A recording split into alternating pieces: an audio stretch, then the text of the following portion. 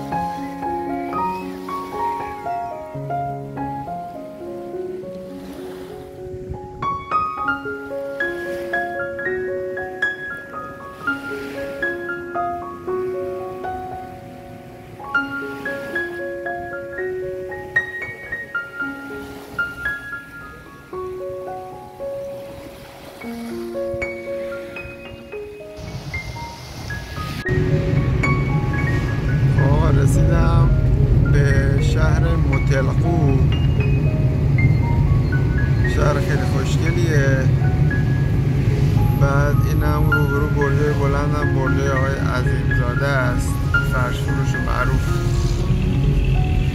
یک الگوه برای ثروت که از صفر شروع کرد و الان هم این برجا مال اونه و خیلی بیشتر از اینا هم داره و نوش جونش و نشوناس فراوانی که هم میشود اگر که در مسیر مورد علاقه اون حرکت کنه. خدای شکرت به خاطر این فراوانی زیبایی. شهر زیبای متلقو.